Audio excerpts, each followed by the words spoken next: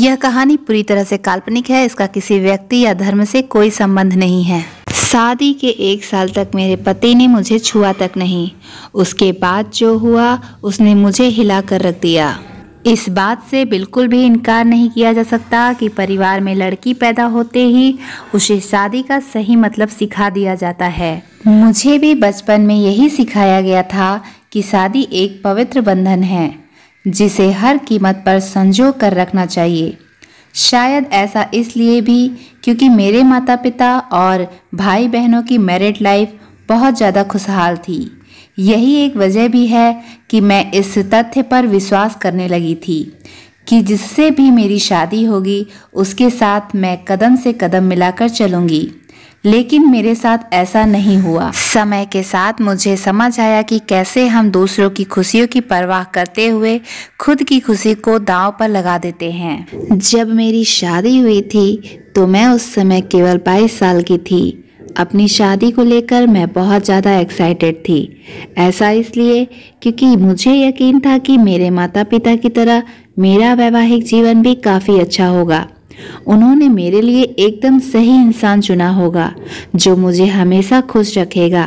लेकिन मैं नहीं जानती थी कि मेरी किस्मत में कुछ और ही लिखा था। शादी से पहले मैं अपने होने वाले पति से 1 से 2 बार ही मिली थी। वह काफ़ी शर्मीला और शिष्ट था। उसे देखकर मुझे यही लगा कि वह मेरे लिए एकदम परफेक्ट है। मैं अपने फैसले से काफ़ी ज़्यादा संतुष्ट थी। मेरे पिता ने भी मेरी शादी बहुत अच्छे से की थी। लेकिन शादी की पहली रात मेरे साथ कुछ ऐसा हुआ जिसने मेरी ज़िंदगी को बुरी तरह से हिलाकर रख दिया। सभी जानते हैं कि शादी की रात कितने मायने रखती है। इस अनुभव को यादगार बनाने के लिए मैंने खुद को तैयार कर रखा था। मेरे पति अंदर आए, बैठे और मुश्किल से कुछ मिनट ही मुझसे बात की। उन्होंने यह कहकर बात खत्म कर दी कि वह थक गए हैं। मैंने भी यही सोचा कि शादी की रस्मों के कारण थकान हो गई होगी, इसीलिए मैंने भी इस बात पर ज़्यादा रिएक्ट नहीं किया। मेरी शादी को 1 सप्ताह बीत चुका था और मेरे पति ने मुझे अब तक छुआ तक नहीं था। मुझे कुछ अजीब सा लग रहा था, लेकिन मैं अपनी तरफ से पहल नहीं करना चाहती थी। ऐसा क्योंकि मैं भी बहुत शर्मीले स्वभाव की हूँ। वैसे तो वह बहुत सभ्य व्यक्ति था, लेकिन एक चीज़ जो मुझे बार बार परेशान कर रही थी वो यह कि उसे मेरे साथ फिजिकल होने में कोई दिलचस्पी क्यों नहीं थी।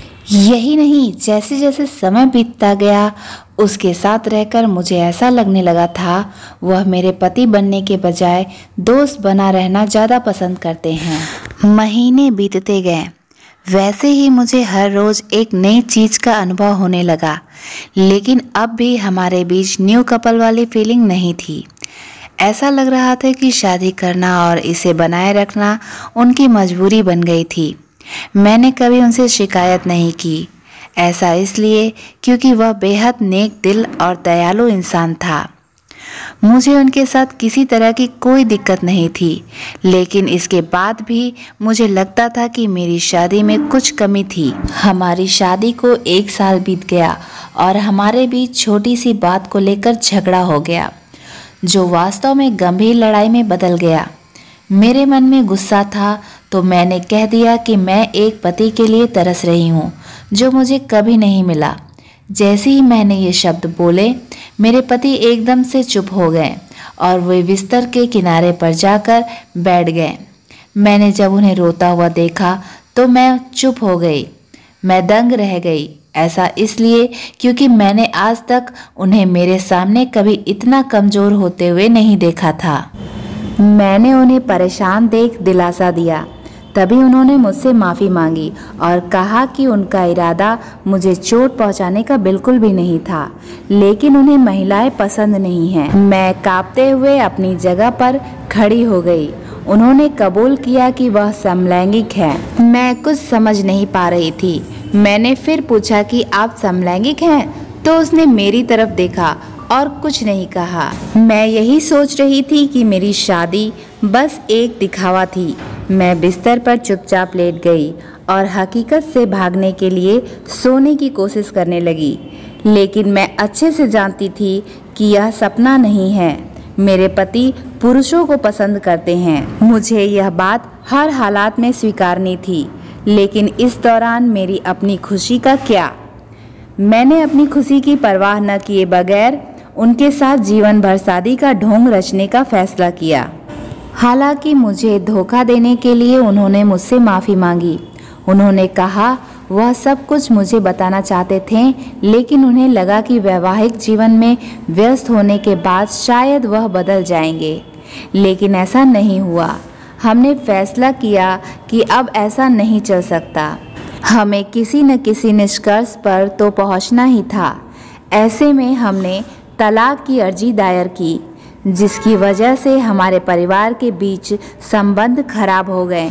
लेकिन मेरे और मेरे पति के बीच दोस्त के रूप में रिश्ता बहुत मजबूत हो गया है। मैंने उन्हें समझा और उनकी भावना की कद्र की। वह चाहते थे कि मुझे ऐसा व्यक्ति मिले जिसके साथ मैं हमेशा खुश रहूं।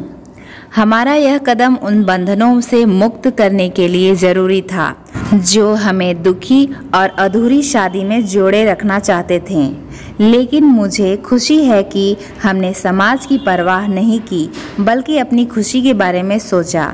सच कहूँ तो आज मैं बेहद खुश हूँ। तो दोस्तों, आज की मेरी ये कहानी आपको कैसी लगी मुझे कमेंट करके ज़रूर बताएं और चैनल को सब्सक्राइब कर लें ताकि आगे आने वाले वीडियोज़ की नोटिफिकेशन आप तक पहुँच सके। धन्यवाद।